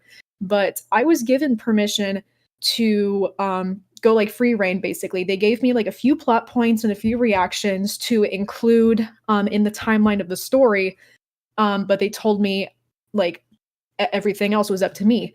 So I did that, and I double checked. Like I was assigned to write down 8 episodes, so I did that, and I was asked to just like submit each episode whenever you're done. I did that. He reviewed it. It was fine. And by the time we had gotten to the end, the finale and everything, and let me tell you, I was so like happy with this work, and I felt like we had good communication. You will not. Ooh. Okay, so the director, whenever I finally sent in that final script, he was like, "Oh my gosh, I love this so much. Thank you so much." But then 3 days later, deleted my scripts and deleted all my edits and just said, "Oh yeah, I never liked it." Oh. I'm like, Are are you kidding me? Which That leads to the actually- point. Yikes. Go ahead. You first. Thank you. Which leads to the point that communication is extremely important. Like not only as like a writer, but also as like a person and a team player. You have to like be able to communicate, even if you don't feel comfortable with like what someone has passionately written. Like you gotta like be able to like say something. And I have had to like pry a few times with some people that I've worked with. It's like, are you comfortable with this or not? Because I'm not getting a clear answer. And they would finally be like, "No, I'm not comfortable with this." And I'm like, "Okay, then just tell me what I need to do. Tell me what I need to delete. Like, let's do this." But yeah, going back to the subject of like being on like both ends. Another project that I took full reign on was The Dazzling, since I believe season 2, episode 9 and on to our recent episode, season 3, episode 3. I've written all the episodes. The only reason that I took full reign was that because and note you, this was written all the way back in 2016. This is whenever Tween Animations and I were still like young teens, so we didn't take things like seriously. We were kind of like joking around. Sometimes we put in like random stuff and whatever. We still do every once in a while, but we understand a lot better that like, hey, we need to like not be as random and maybe take this seriously, especially since we're so passionate about this. But whenever he had sent me the original scripts for the season 3 episodes, only like there's only one script that I can remember that was an actual like 10-page script, and then all the others were just sentences of random stuff. And I'm like, so you wrote these scripts and you also animated a trailer with all this random stuff, and you don't know what to do with the season? And and Tween said no. And I'm like, dude, this is the last this is the last season. We got Oh my what? god. Izzle, you just reminded me of like a core memory now. Okay, Oh dear. I'm under NDA for a lot of it for Dimensional Shift, but there is one thing. The reason I joined was purely because of the Arrival trailer. I watched it and I went, man, that camera work is really bad. Like as someone who loves cinematography and does it, I was like, I just don't like this, and I just complained about it until I eventually got on the team. Mhm. Lovely. Well, if you have so many good ideas, do it yourself. We will. But Yeah, for those of you that don't know, I also do editing. I don't advertise it right now as much as I should, but I have done editing for several different people. I'm actually helping someone actively. I'm not going to name names for now, but I mean, you kind of already said one. who knows? I said the audience, and you don't know if I'm talking about the YouTube audience or not. Me. It could Anyways. be. Shush. As an editor, I agree with putting aside your ego thing. But also, 2 things that you should do for somebody that is asking for help with editing a project, doesn't matter the project, you need to set expectations. Because when I tell somebody, like when they ask me like, hey, I want your help editing something, I tell them I am going to rip this apart piece by piece and find everything that I think is an issue, and you will know about it. Oh yeah, again, word by word, sentence by sentence, doesn't matter. I'm gonna Yeah, raise if my it's something hand like to say something that- after this. like again, I told you I work with different age groups, so there's like a level where you have to be careful not to break somebody's spirit because they're young and just starting out, and if you come at them with too many negative notes too fast, it's gonna like be super disheartening. Like there's a way to present it so that you're constructive and you can say this is just a first draft, and you can be like relatively gentle, and then as they get more comfortable with you and understand that you're never coming from a place of trying to hurt them, only improve things, that you can like kind of push it up. You really need to like build up a relationship with the person in some cases before you can like make sure you get your job done. The way that I do it actually involves like it's a two-pronged process. First part, I go read through it initially and then don't make any comments. Make sure that I got like the general gist of what's going on here. And then I go through analyzing like story details, grammar issues, spelling, vocabulary usage, stuff like that. But I never just put this is wrong. It's always you want to, as an editor, I have found you always want to be like, yeah, this is an issue I found. This is why, and this is how you could fix it. And like put like a little example. A lot of the times I've found that despite how aggressively I frame my editing style, most people are actually quite all right with what I do. I just tend to describe it with violence. Yeah. Well, I'm gonna go ahead, Lum. Go ahead. I'm just gonna say it's one of those things where, to be honest, if you do want to improve as a writer, try this. Try teaching someone about writing / editing, and you'll understand. Maybe you don't know as much as you're talking about, and you'll just understand what I mean if you do it. But furthermore, on the topic of helping people, one of the things that you have to realize when you are editing or writing is, nameless as you kind of put it, is just like you come off as kind of aggressive, or at least how you describe yourself. It's the realization that not every single person is going to be super receptive to how someone edits, and that's totally fine. You can get a new editor. No one's forcing you to stick with this person because that is 100% true. They wrote the lore, or they edited the Lord of the Rings, and you really want them. If you really want it, go ahead. But I mean, that's just the name. When it comes down to editing in the editor's side, is they have to realize how hard they have to lay it on, and if that is just going to straight up kill this person. Because they will just stop writing. There is so many people I know who just stop writing because the person that they had editing just cranked on a funnel, or just went, well, it's just the way I explain it's just the way I explain critiques. And it's like, that sounds like a you problem. That sounds like the picture of the wolf with the really badly drawn snout that says it's just my art style. Yeah, again, it helps to start a little bit more gently, realize how much they can take, and as you know that they can handle criticisms, make sure that your gentle criticisms can be like, you don't need to step on eggshells anymore after you know they trust you. Because you can like say, ooh, this whole thing needs to be rewritten, and if you know they're going to be like, yeah, I know, help me, then it's so much easier than someone who you think might be proud of their work. I've also found with newer writers that hand-holding is not a bad thing to start out with. Yeah, it's kind of like teaching somebody to walk. You can't expect them to go run a marathon immediately. I mean, deer stand up on their own. We're not deer. Anyways, Ponies Izzle, what were you going to say? We're ponies. Ponies stand up on their own. Oh dear. Sorry. Yeah, I was just agreeing. I also want to add on to what Rarity was saying.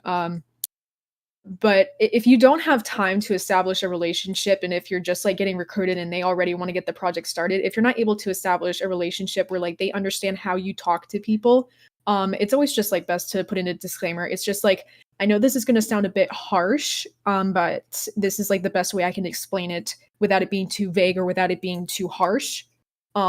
So that's what I do, and I've never really had a problem with it. But yeah, especially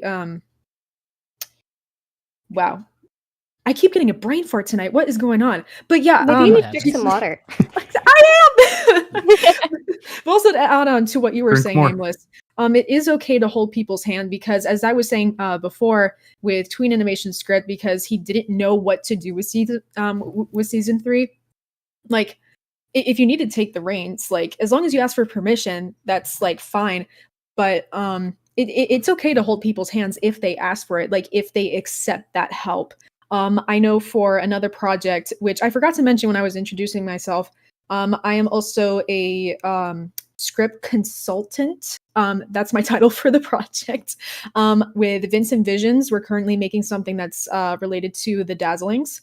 That you one. can, yeah, you can find all of that project updates on his Twitter. His ad is Vincent. That's actually supposed to be in the slides, but I don't think I I've know seen it's it. not showing up. Oh yeah. Also, Yeah, hello. where I is am it? also technically a writing advisor for. Yes, I saw that. I get But- scripts every 24 hours sometimes, and it's just like reading. Yeah, I remember the meeting we had. I was supposed to attend it, but I wasn't able to. But yeah, he took me on because he wasn't sure how to write the Dazzlings, and because of my experience with Tween series, the Dazzlings, he had me come on and explain like what my experience is with like writing those characters. Because with a lot of your experiences, you end up just like understanding a character a lot more than what a show will present to you, just solely on like a character's actions or like how the animators animate them, what they say, what they do, etc., etc. So, yeah. I'm sorry. I totally get people being like, help me with this character, because that's usually my big job, is like helping be a characterization consultant. And I'm a rarity specialist to the point that people will make notes in their script where they're like, instead of having actually written something, they're like, have Rarity write fashion stuff. And I was like, great, this is my job now. Great, that's not nice. I'm typecasted. What do So- you mean? I love when I write down the comic relief is a comic relief. Say something funny. Funny. So to add to like what we're talking about with editors as well, in the same, it's not my second point. I guess it would be an additional point to the first point. Don't be afraid to give like one thing that I like to do, especially if they've gone back and edited something that I've talked about, is like make like positive comments as well, because like it gets very exhausting to, as somebody who has had somebody look at my work and like tried to make lots of comments, but like it gets very exhausting reading negative comments with nothing like oh, you did this very well, do that more. If you do that, it tends to like give them a little bit more hope than just burn it all. Yeah, if you like really like a line somebody wrote, like highlight it, underline it, go. It really helps to do things in call when you can like read it out loud, because they'll hear you visibly go ooh after you finish saying it, and it can be very helpful. I will say that doesn't work for everybody because I have very deadpan reactions. Well, not for everyone, but like if you are in the call with someone, it can help because you can say right away as soon as you hear it, that's good. Like you don't have to like get excited like I do, but it does help for them to hear your positive reactions like in live stream. Like if you can edit with someone on a call, I heavily recommend it. It streamlines so much of the process and makes it so you have to make way less like comment resolved. So my other point that I was going to bring up is one that I'm going to make a reference that Lone's going to understand. But don't be that guy that when you go to edit things, you just start saying shit to sound smart. Oh yes, the dichotomy of this Wait a minute, is why'd you call me out? Hold up. You'll understand in a minute. You know. So I was looking at somebody else's editing work, and the line was essentially along the lines of like ponies walking through a street, and it was just describing that in the most simplistic way. It wasn't anything complicated, but the editor went off on this massive side tangent about Chekhov's gun, and I'm just like, I know what you're talking about. and I saw that, and I was like, this guy is not editing. He's just trying to see how smart he can sound. Nameless, I gotta ask.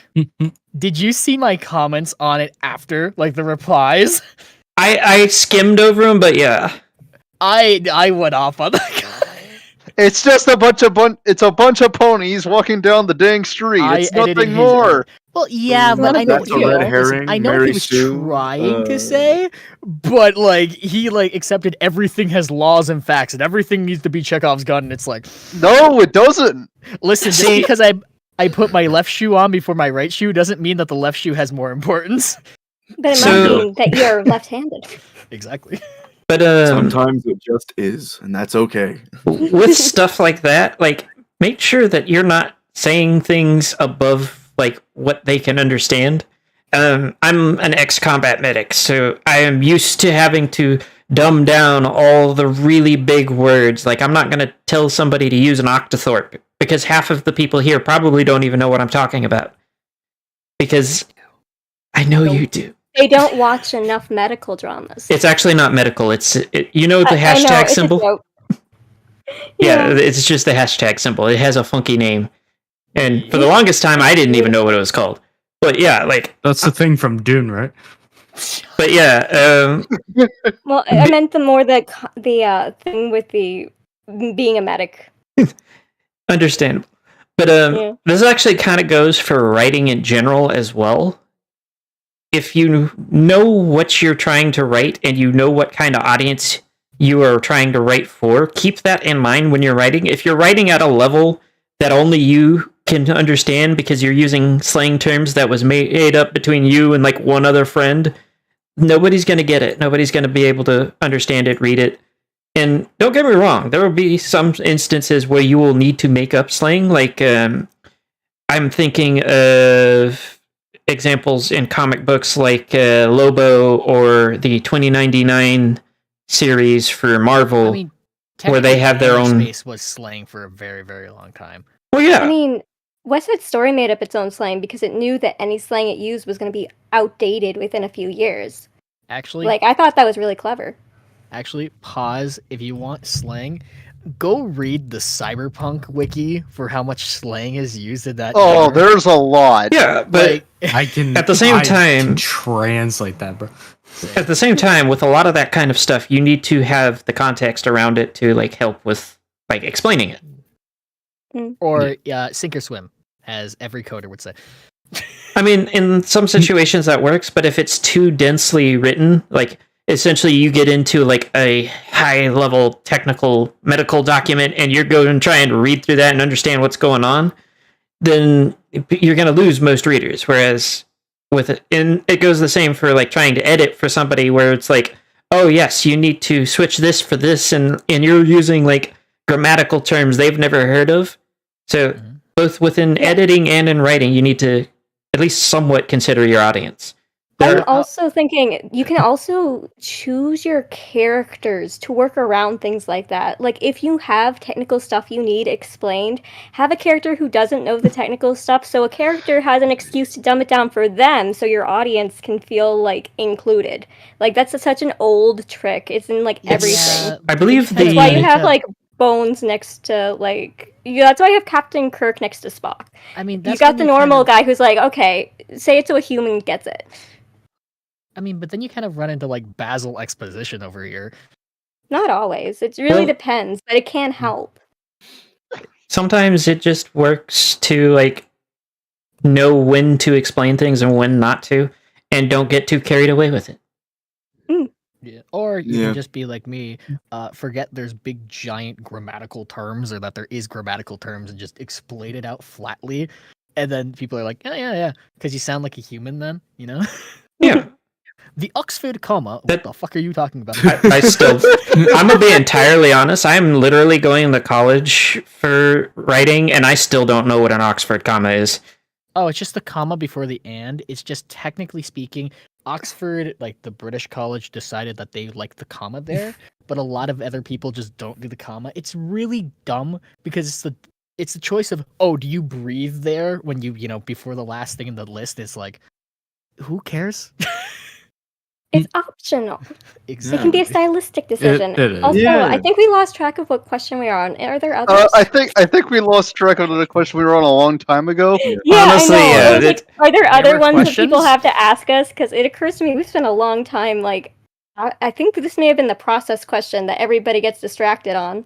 What do you mean? We're only 2 hours in.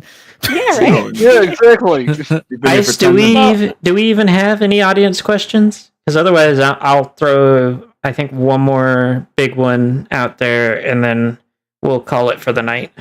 Ice included some in the text chat.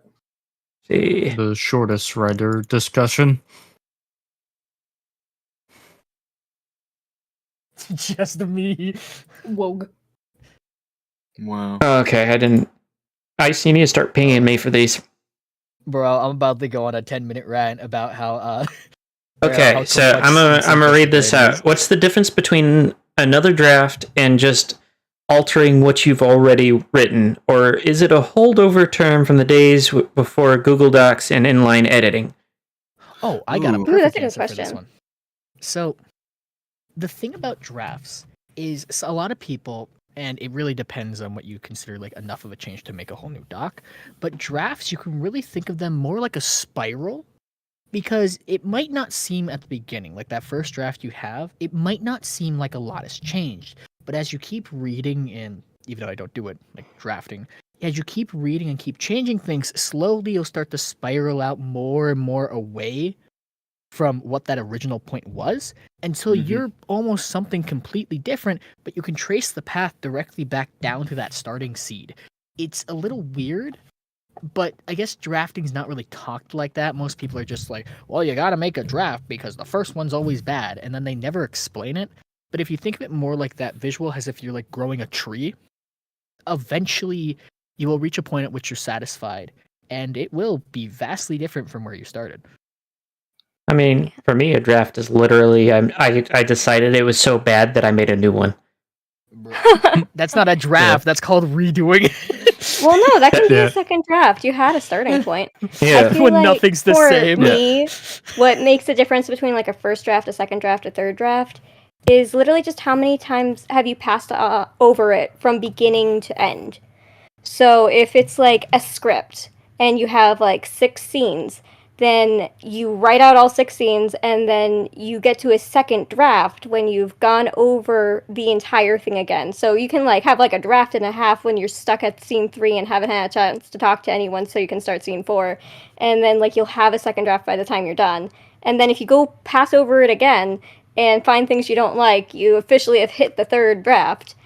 But I've had a thing with my father's funeral prayer card where I wrote a poem for it, and like I kind of just like got it all out in one spurt, and then like I got it done early enough that we were able to, like, my siblings and I kind of like fuss with how to fix it. So like I got my first round of notes after I got the initial like, okay, I got this out in the world. And so I changed a couple of words on the like top half of it, and we were pretty much settled on that, except something was bothering my siblings about the very last part because I did a rhyme that they didn't enjoy. So we had like, it kind of got stuck there for a while. And this would be less of a whole new draft and more of a pinpoint revision kind of thing, where everyone was trying to figure out a way to change the ending so that it felt better. And it was rough because I kept on trying to come up with new couplets or new rhymes. And what ended up working once was me reading over the entire thing again and realizing that would fix it most is to retain the last couple of lines and switch and literally just add a line right before the last couplet. And then like it made the thing that preceded the couplet feel better for them all. So it's like one of those things where you kind of only had 2 drafts. It's just that you kind of got stuck on one specific point in that second one. So, like, for me, the way that I look at it is like a draft is if you start a new document or start over. If you're sitting there like editing the same document, that's not a draft. Like, you can do major or minor edits, but like a entirely new draft is like you look at it, you go, I don't like how this reads, and I don't think that I like. It would be just quicker to rewrite it than to like actually go through and edit everything till it sounds nicer. Case in point, like my first chapter. Well, that's part of why I said it was be a thing that you do in a pass. It's because you can change entire sections of it almost wholesale, but I wouldn't consider it like a complete second draft until you've hit the end and you have like pretty substantial revisions in place. But that might just be me. No, that also might depend on the kind of thing you're working on. Yeah, like the way I do drafts in my process is I'll write out the whole thing, the first draft, and then maybe I'll change some stuff here and there. And then what I like to do is basically start a new draft, put it onto like the other half of the monitor, and basically just go like paragraph by paragraph, rewriting it all and be like, I could expand here, or I could put a whole new paragraph here and just build on. So that's kind of like how I see drafts versus revisions, is you can always like just edit the page, but the moment you go make another one and then just kind of like redo it and see what you can build on or what you can subtract even, that's how I see drafts mostly. Oh. The other thing that I see as an issue with like fully like because of that, the way that I describe drafts is how I was taught that they work. Is like you look at it, you go, there's too many issues with this, and then you just start on a new document or a new piece of paper, however you're doing it. And the issue that I see with it is an issue that I have where I could look back at any one of my writings that I've done and gone, I could go into so much more detail here, I can add this here, and then you start to get to a point where you're bogging down your own work by like having too many drafts, because like That's always a possibility. The idea that I've always been presented with a draft and is that you write it the first time. I think somebody already said it, but you write it the first time and that one's shit, so you write it a second time. When, at least in my case, and by the sounds of it, Lone and Fiction's not far off either, it's not really as bad as everybody makes it sound like it's supposed to be. Oh. Yeah, I've also hit a... Sorry. Go ahead, Fiction. Go. Okay. Yeah, the way I was taught was pretty much like it doesn't have to do about quality, though that could be a part of it. But like the way I was taught is like, go ahead, sit down, do minor edits if you have like by the time you're at the end, if you want to change some major point at the beginning, write that as like a side note, and then once you're done, then go back and do all your major editing and your major like add-ons and stuff that like didn't come up during the first pass through, and that's your next draft. And then do that a couple times. That's pretty much how I was taught. So I gotta ask the question, like, what is the difference for you guys between a major and minor edit? Because like for me, a major edit is just like rewriting a sentence, and then like minor edits is anything to do with grammar and whatnot. Well, for me, I think. I was just gonna say, I think a major edit for me is just anything that's changing the story, not necessarily like wording. Same. Well, I think it depends on the format too, because for me, every once in a while you have to write something that isn't like a long passage. It's like a short scene or a poem or a song or like or in my case what made me think of it, my father's obituary, where it was like sometimes an edit isn't necessarily changing very much of the wording. it's changing the structure. Like part of like an essay, it's like this doesn't feel like it's in the right place, so you move it further up or further down, but you don't actually change the guts of it. Like you can have like a restructure and it will feel like a totally separate draft or revision, but you didn't really do much. I think like whether something's major or minor really depends on like if you're thinking of the piece as a whole or if you're thinking of it as like a section of a whole. I don't know if that makes sense. That does make sense. I get it. For Yeah. me, the difference between a minor and a major change in drafting, or just like writing the story in general, it would be, for me personally, a major change would define something that changes the flow of the story, like a major plot twist that your brain just went, yo, this would be so cool to write down. Or if it's like a question that somebody asks that you want to input somewhere specifically in the discussion, but it completely changes the flow of what you're reading. That's like a big thing whenever you're writing. Like you have to understand flow, like whether you want like a quick skippy and like hit to hit flow, or whether you want like a slow there's a word for it, but like a slow development. The slow burn. Slow burn. Thank you. I Yeah, love a slow burn. But for minor, I would say something just like whether you want to rewrite the way someone says something because you feel like, oh, I don't feel like that they would say it this way. This feels like another character, or this feels like me inserting myself into this, or whether it's like an extra detail that you want to add in whenever you're describing an environment. I would consider that minor. Yeah. And especially with like major changes, I would say for me, if it's like too major of a change that I get the feeling that I want to make just like a new document or just like start on a fresh sheet of paper, I would just move on to a new document. I would still keep like the old drafts, because for me, a draft is like something that you can reflect upon and reference off of, because I'm a very forgetful person. Like, as you can tell already, I've already asked like 2 times what the question was. But yeah, drafts are just something to reference off of. Sometimes I just want to like copy and paste a certain paragraph, put it on a new document, compare the two, and be like, do I like this one? Do I like that one? What needs to be changed? What needs to like fit in better?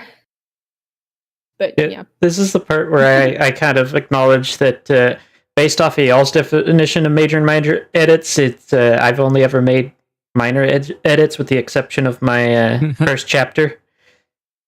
So that makes sense why why it's different to me. Because when I make major edits, I just make a new draft. Yeah. Fair enough. Yeah, like the way I pretty much do it is like I can do like an addition of like multiple paragraphs as long as it keeps kind of like the, like what was said, the cohesion, the flow, even restructuring that could be like minor enough that I don't start a whole new draft. Major would probably be something that like then interrupts that flow, or just it kind of like adds new stuff where I'm like, okay, I'll either need to write or like rewrite several paragraphs and add a bunch more in order to fit this one thing in, or I can just start a new draft. I just thought of something. Maybe the difference between a major edit or a minor edit or revision might be, if you change this thing, how much do you need to change? Like, do you have to make systemic changes throughout the draft if you change this one thing? Or is it something that only affects, like, a couple of paragraphs in terms of That's a good way to put it. I like that. Yeah, like, that's if you also a good decide word for it, systemic. Yeah, like, if you make a character left-handed, Like, what's the ripple effect of this? Yeah. What's the ripple effect as you keep going? Like, do they have to switch hands in like various other scenes? Does it end up being something that you can actually use for plot reasons because somebody didn't expect them to be left-handed and now they have an advantage in a fight? Like stuff like that. Yeah, keeping track of like characters' abilities is very important to continuity. so important. Where's to, like, Silvercoal when any we need story. him? Yeah, right. Anyways, I think that's gonna be it for tonight. Just gonna go ahead and remind everybody to check out all the links for everybody in the description. You got some really good writers here, some really good PMV makers, screenwriters. Anybody want to plug anything in particular while they're here before I finish the outro? I have a PMV series I'm working on called The Journey Once More, and there'll be a book I knew version it. of it eventually. Smell You the should all- sellout. you should watch I it. knew he was gonna You do should it. read You should absorb it. You should believe in it, and you should subscribe to my Patreon. Thank you. I'm in over 20 audio dramas, and I help write for like 6 of them. I can't plug them all. You know, Understandable. here's what I'm gonna plug. You know what y'all should read? Y'all should read some poetry. Just go out there and just go read poetry. I'm not even saying I don't even write poetry. Just go read poetry. Or I write a am- song. It really changes the way you like think about things if you put it to music. Go write free verse. Don't rhyme. Just free verse. Have fun. You know, Lone, that was really nice, really wholesome and stuff. But you guys should really go read Phantoms on FemFiction by the fictional writer. Hey, come on. I've got a short story called Somewhere in Between that'll be coming out soon. And I got some other projects coming on top of a video drama series for Under Eternal Winds. That's in the works. So yeah, go check me out. Izzle, everybody else has had a chance too. Do you want to add anything? Sure. Yeah, just be sure to follow my YouTube, Izzle Shizzle PNG. You can also use that tag to find my Twitter and also my Twitch. Not really streaming at the moment due to health reasons, but I'm a creator who works in the background mostly. So you'll probably see me in future projects. We're currently still in production for Season 3, Episode 4 of The Dazzlings and Vincent Vision's Little Dazzling Project. I don't think we have an official title yet as far as Oh, wait, yeah, there is. I'm not sure if I have permission to share the title yet. But yeah, just keep an eye on that. You can find Vincent Visions just by looking up that title on YouTube and bada bing, bada boom. What else do I have to plug? Your mom. Boom. So wait, Nice one. hang on, we have a last minute audience question that I need to answer. It says, "Can Cole plug the Patreon and the Journey Once More again?" From Mr. Someone. Yes. Subscribe to Studio Cinemagic. Watch the Journey Once More. I know it's long, but believe me, it'll change. You've had your turn. life. You've had your turn. I love the No, level of it's sellout in here. Somebody from the audience asked me to do it again, and I'm just a man of the people, so you know. No, we're gonna let Venture say anything if he has. Well, yeah, I do have a profile on FemFiction. I haven't published anything yet. I'm still in the early stages with Deception, but hopefully within a few months I should start getting the first chapters out. Although I'm also working on a couple one-shots that I think should be out soon. Just to test the waters with FemFiction and also, you know, get some feedback to improve my writing style. Okay. Heck And other than that, I think that'll be it for tonight. If you enjoyed that and would like to see more of it, don't forget to like, comment, subscribe, and ring the notification bell. Check out all the links in the description, especially for the Discord and Patreon. For the Patreon, if you are interested in being able to sit in on the stage, because quite often we sit for a little while afterwards and chat for a bit before everybody heads out for the night. If you're interested in being able to hang out with that, check out my Patreon. The $5 tier and up are able to do that. Other than that, a big thank you to my Priest tier patrons. Cameo Shatterness, Scar Mix, Ice Crystal. I really need to just have this open for whenever I'm doing this. Give me just a sec. Especially when it changes so frequently. And Trailblazer. Other than that, everybody have a great evening. And don't forget to drink water. Indeed. Agua. Have fun.